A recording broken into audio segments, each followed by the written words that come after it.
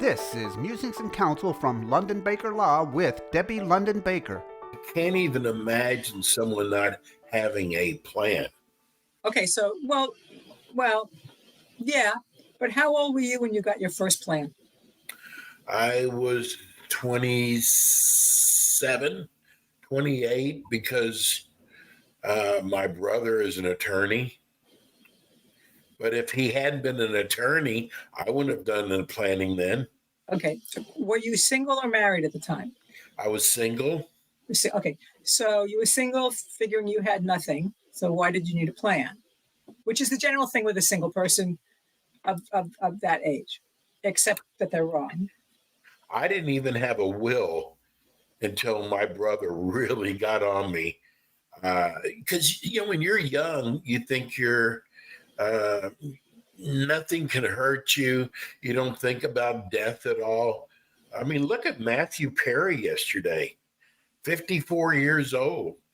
I mean, did you think he thought he was going to pass away yesterday? Especially the way he did it. You never know. You never know. So the thing is that when we're young, we're immortal. Yes. Okay. So when we're young, like somebody your age when you first started, you hadn't amassed anything that you would look at wealth. We've talked about this before. People hear estate and they think you have to have wealth. You didn't have a family. I mean, you had a sibling or siblings, but you didn't have a wife or children. So right. That's when people begin to think about it. The challenge is, for anybody watching or listening, the challenge is if you have people in your life who have just turned 18 or young adults, they need their own plan because you as their parent can do nothing for them anymore. That's pretty terrifying. If you've got a kid at school and they're sick, the doctor should not talk to you.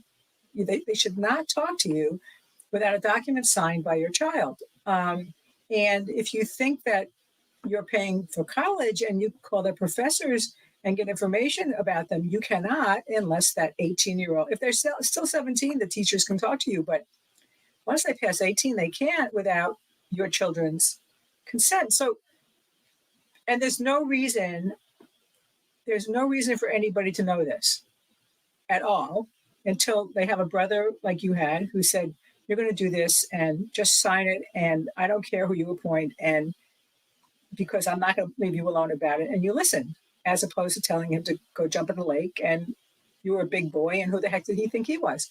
So for me, part of my passion about this is giving people information that there's no reason in the world to know. You could have an apprentice in your business, you and Sophia, who thought that they should know a lot of things, but they're brand new. Why should they know them? I mean, why should they? Right. So for me, it's very much the same thing. The people who are not the most fun to work with, but the most interesting to work with are people who know they should be doing it and are avoiding it for some reason. The people who have no idea that they should be doing it are just wide-eyed because it's like somehow the atmosphere should have taught them that they've reached a certain stage in their life and they need these kind of things. They get the idea of life insurance for whatever reason, and I really think some of it has to do with it says life. And people think estate planning is all about dying, which it's not. Most of it's about taking care of you while you're alive. And then it's not listening to your friends and neighbors who say, yes, you need this, or no, you don't need that. I've had countless people call and tell me, I need a trust. And when we talk, I say, well, you don't need a trust. I mean, we could do one, but you don't need one if we do all these other steps. Or the friend who's appointed two sons and two sons,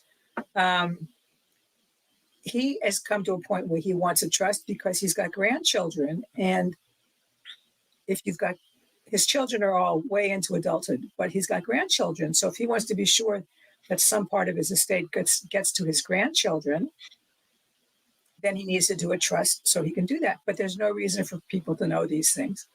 And for those who are listening, watching, You got the greatest things are the three greatest reasons not to are you don't own anything, which is not true. What's the second one? Oh my gosh. Oh, it's too expensive.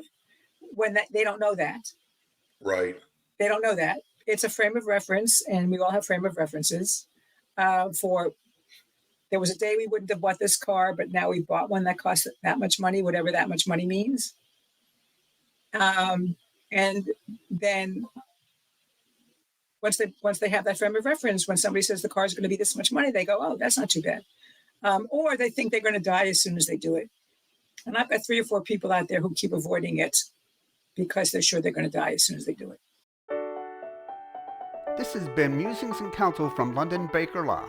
Learn more at londonbakerlaw.com. Thanks for listening.